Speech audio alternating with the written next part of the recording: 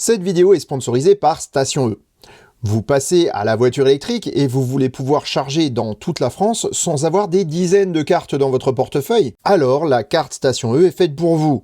Gratuite, elle vous permet de profiter de nombreux réseaux sur et hors autoroute avec une application claire, ultra pratique, tout aussi gratuite. En plus de proposer des centaines de points de recharge, Station E développe son propre réseau de bornes à prix tout doux. Disposées près des lieux de vie de tous les jours, les bornes Station E permettent des charges rapides avec plusieurs standards de prise. Le réseau est en pleine expansion et couvrira sûrement bientôt votre région. Votre commerçant préféré ou votre salle de sport se pose la question de mettre une borne de charge? Donnez-leur l'adresse du site Station E. Ils étudieront toutes les situations. Donc pensez-y, prenez la carte Station E si, comme moi, vous voulez vous déplacer partout sans vous demander si vous pourrez charger. Le lien est en description. Depuis sa création, Tesla a toujours eu une longueur d'avance sur le reste de l'industrie automobile.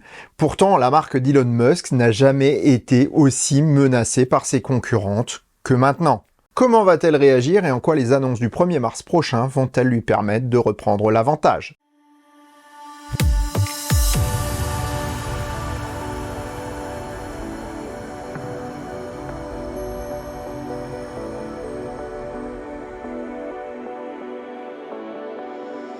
Si ça te plaît, mets un pouce vers le haut et commente. Si ça te plaît beaucoup, abonne-toi. Et si ça te plaît vraiment beaucoup, dis-le partout. Merci. Lorsque le premier Roadster est sorti, tout était à faire pour la création de la voiture électrique moderne, ou presque. Seul GM avait exploré le nouveau monde automobile avec le V1, mais sans comprendre que cette auto était son atout pour l'avenir. L'arrivée de la Model S a été la toute première voiture électrique véritablement moderne, en introduisant des éléments qui sont essentiels sur les voitures électriques, et ce pour très longtemps. Les cellules cylindriques, les moteurs à induction et le contrôle thermique des batteries ont été primordiaux pour la réussite de l'auto, et le développement des superchargeurs ainsi que l'assistance informatique à la conduite et au voyage ont été les cerises sur le gâteau. Model S et Model X ont démontré qu'on peut voyager agréablement et sans contrainte sur le long cours, et c'était bien le but. Elles ont donné envie à tout un chacun de voyager en voiture électrique. À la même époque, Zoé et Leaf ont continué à perpétuer les clichés d'une voiture électrique limitée et limitante malgré de grandes qualités. La seconde plateforme Tesla, à savoir le Model 3 puis Model Y, ont raffiné la technologie pour démocratiser la voiture électrique. Moins de pièces, mais plus d'efficience, et aussi des coûts de production réduits ont permis de mettre les avancées de leur grande sœur à la portée de nombreuses bourses. Elles ont ainsi pu se vendre en grand nombre et générer les bénéfices nécessaires pour mettre en chantier la troisième génération de voitures Tesla qui en donnera au moins autant pour bien moins cher et dans une optique durable. Comme le disait Elon Musk dans son master plan, chaque étape finance la suivante et la seconde est désormais un succès avéré.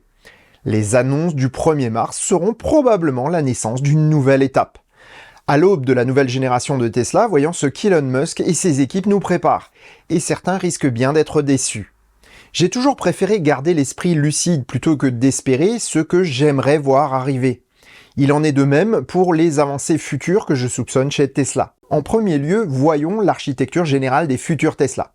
Comme déjà teasé pour le Cybertruck et confirmé par les tweets laconiques d'Elon Musk, les futurs Tesla auront bien moins de pièces qu'aujourd'hui. Il est plus que probable que cette réduction sera à la fois du fait d'une utilisation plus massive de gigacasting moulés, mais aussi d'une simplification encore plus drastique des habitacles. Avec l'avancée de la technologie, Tesla espère un jour réaliser toute la structure de sa voiture en une seule et unique pièce moulée. S'ils y parviennent, les coûts plongeront et les cadences de production pourront littéralement exploser. Il est toutefois probable qu'on découvrira plusieurs générations de Tesla avant d'en arriver là. Pour l'intérieur par contre, après la simplification des commandes comme sur les Model S, la Model 3 avait déjà fait un second pas en supprimant presque tous les boutons physiques.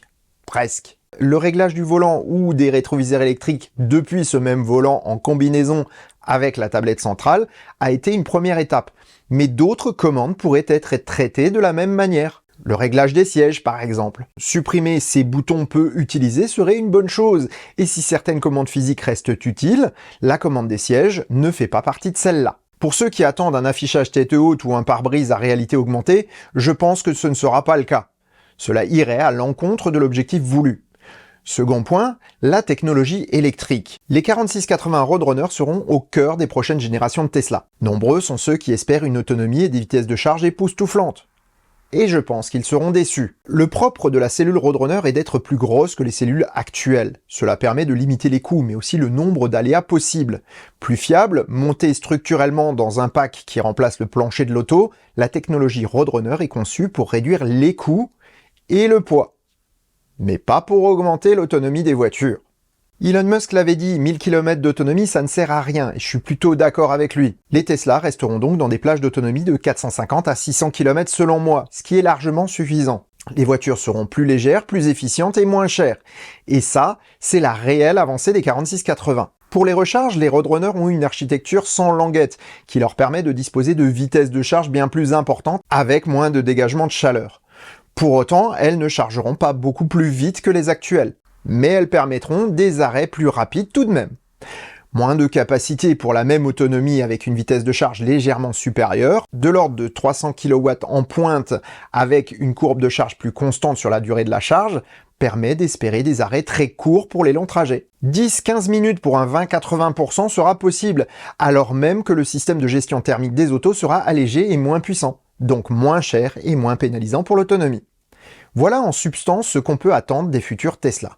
Même autonomie, certes, encore simplifiée par rapport à aujourd'hui, mais moins chère et plus respectueuse des ressources. Et ça, c'est bien plus important selon moi que de traverser la France d'une traite au mépris de la sécurité et du confort de ses passagers et des autres usagers de la route. Et si en plus c'est pour moins cher, que demander de plus? Et sur ces bonnes paroles, je vous souhaite bonne route et vous dis à bientôt pour un prochain épisode du Choucroute Garage. Portez-vous bien. Ciao.